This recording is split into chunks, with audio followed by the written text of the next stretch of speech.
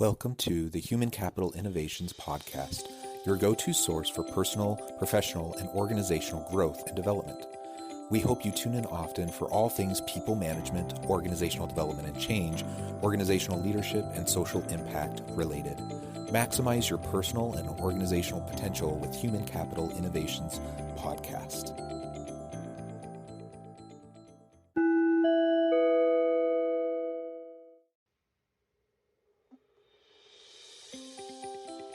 Welcome to the Human Capital Innovations Podcast.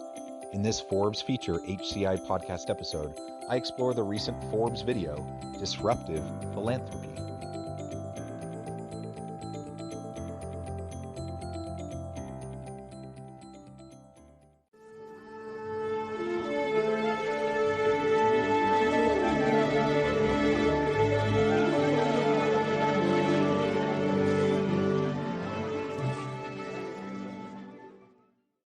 Welcome back to the Human Capital Innovations Podcast.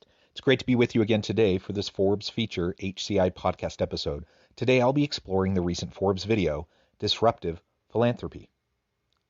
Millennials Elizabeth and Kevin Phillips are boldly demonstrating that there doesn't have to be a trade-off between doing good and doing well. In this video, they discuss their approach to philanthropy, how they want to disrupt the system, and ultimately provide a model and a pattern for how we can follow to make broader social impacts in the world around us. Thanks for joining me, and I'll catch you on the flip side of this first clip. As a millennial, we can have a different approach in wanting to be successful. At the same time, wanting to do good. We don't see a split between the two.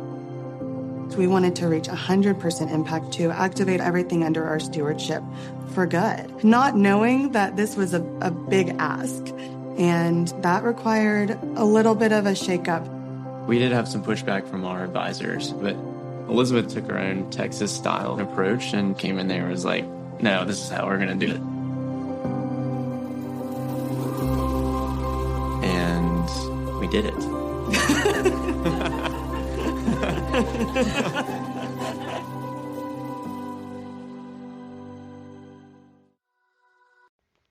Is there a trade-off between doing good and being successful in our careers and in life? They're arguing in this opening clip that no, it doesn't need to be a trade-off, though often the world portrays it that way. Societal norms suggest that success means more and bigger and better constantly. They decided that they wanted to take a different approach. They wanted to make the world a better place. They wanted to drive positive social impact in the world around them. And they wanted to find success in the work that they did. And they weren't willing to concede the point that it had to be one or the other. And in fact, it's not true. That's a false dichotomy. Of course, it doesn't have to be either we're doing good for others or we're being successful and we're making a profit. And that's where impact investing comes in. That's where social entrepreneurship comes in. That's where a lot of the broader body of social impact work comes in as we look at the various pathways of making an impact in our community. And so what they're going to do in this video is outline a little bit of their approach and what they do, what they have done with their philanthropy to try to have a broader, more impactful reach. We were 19 when we met, and just outside of college, we got married, living in Dallas, first child on the way, and then we get a phone call after the passing of my grandfather that we need to go back to North Carolina to get involved in the family business. And the family said, Elizabeth, we need you to run the foundation, which was newly endowed. And so we kind of overnight inherited the stewardship of a foundation and an operating business. We didn't realize the scope and scale of what we'd stepped into. So at an incredibly young age, they find themselves with stewardship over this foundation and this endowment.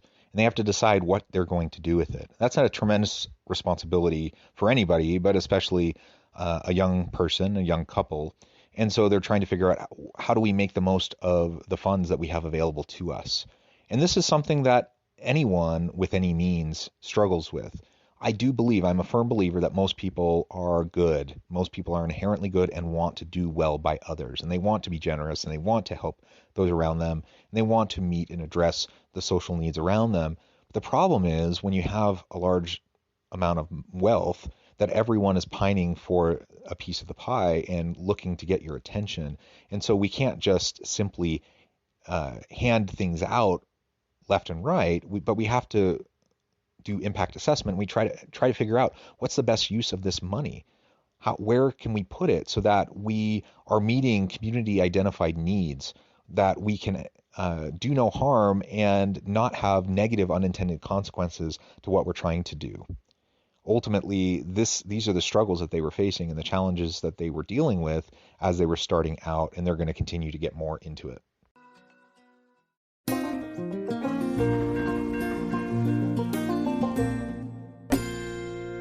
Many cities post-recession had to reinvent themselves, and Greensboro is not unique in that sense. But when we moved here, they said, pull up a chair and help us redefine what the future looks like.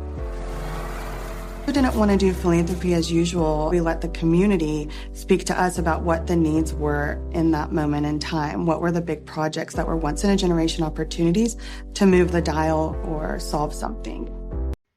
So here they have a once-in-a-generation set of needs and challenges. There's this unique context.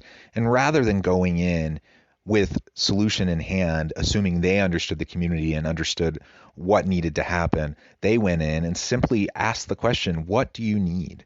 They looked for community identified needs. That may sound fairly simple, but it doesn't happen often as nonprofits and various philanthropy organizations go out and try to do good with the money and the resources that they have. It's a simple step. It's a necessary step. We have to lean on the lived expertise of the communities in which we serve. And if we want to avoid doing harm and having unintended negative consequences, or if we simply just want to have community buy-in to what we're trying to accomplish and get them excited and on board with what we're doing, then we have to have that dialogue. It needs to be open. It needs to be transparent. We need to ask thoughtful questions, and we need to listen. As we listen, we'll better understand the needs that the community feels are most important, and then we'll be able to expend our resources in a way in conjunction with and partnership with the community to meet those needs in sustainable ways.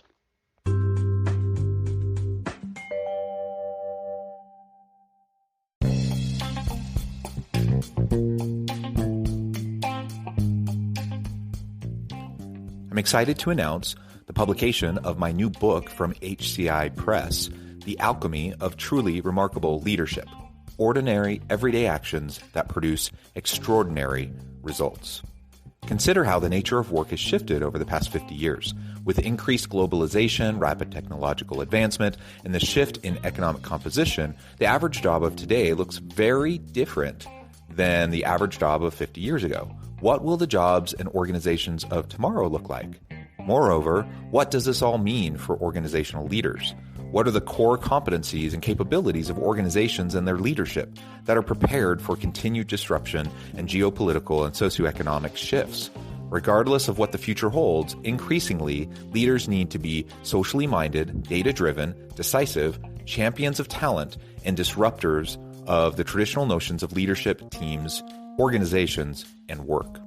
The Alchemy of Truly Remarkable Leadership will help you to explore your own leadership competencies and capabilities and consider ways to apply and implement them into your workplace and personal life.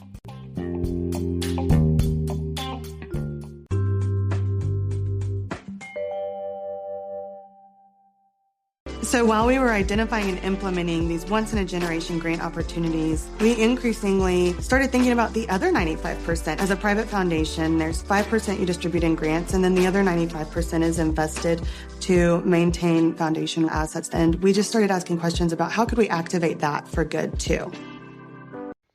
The question of how to best utilize the resources of a foundation is a really important one.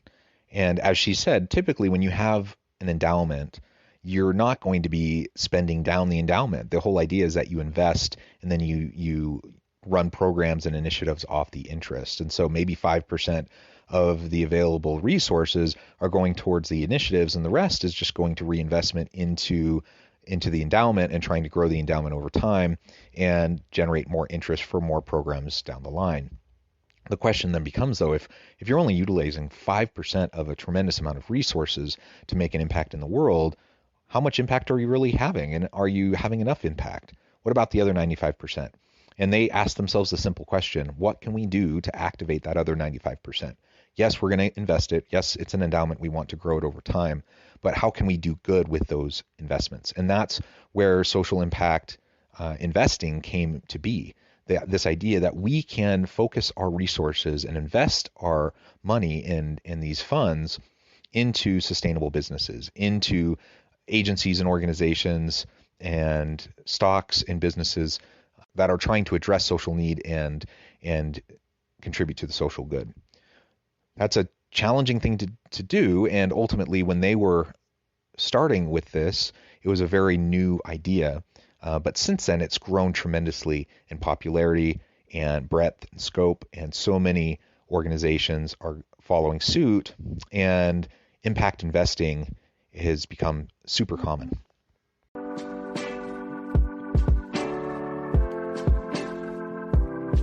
Impact investing is here to stay, and millennials are already thinking in disruptive ways and innovative ways, and seeing that potential wave come is exciting to know about some of the social issues that we have not been able to address in traditional manners now being addressed through impact investing. Aligning our values with our assets, we really can move the dial on social problems. That's what gives us purpose. I think if my grandfather were around today, he would be really proud and excited about the work that we're doing. Impact investing is all about aligning our values with our assets, like she said. And as he said, impact investing is here to stay. While it may have been a pretty new thing even a decade ago, it's really caught on, and millennial and Gen Z individuals really expect and demand to make an impact with the investing that they do, and they expect the organizations they work for to do the same.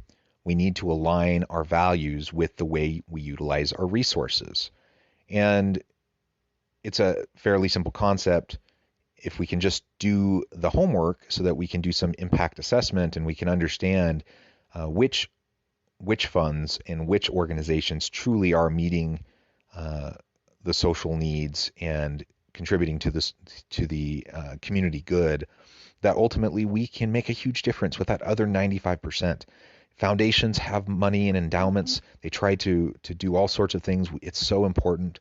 Corporations do philanthropy as well. We need to continue to do that, but let's use that money, the endowed portion of that money, the investment, the resources, and the assets that we have at our disposal. Let's use those in ways that are consistent with our values. When we do that, everyone benefits. Thanks for joining me for this episode of the Human Capital Innovations Podcast. As always, I hope you can stay healthy and safe, that you can find meaning and purpose at work each and every day, and I hope you have a great week.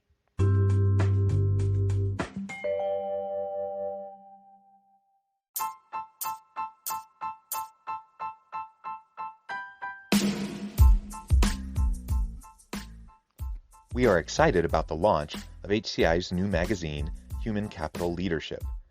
Human Capital Leadership is a free, interactive e-magazine designed to help individuals, leaders, and organizations find innovative approaches to maximize their human capital potential.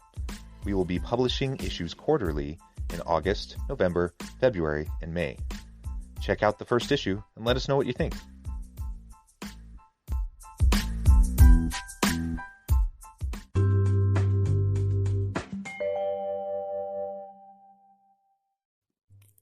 Thanks again for joining us for this episode of the Human Capital Innovations Podcast.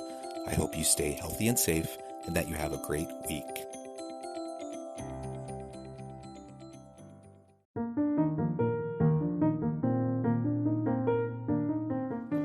Check out our new weekly LinkedIn newsletter, Alchemizing Human Capital, exploring industry trends via original research and interviews with executives and thought leaders from across the globe.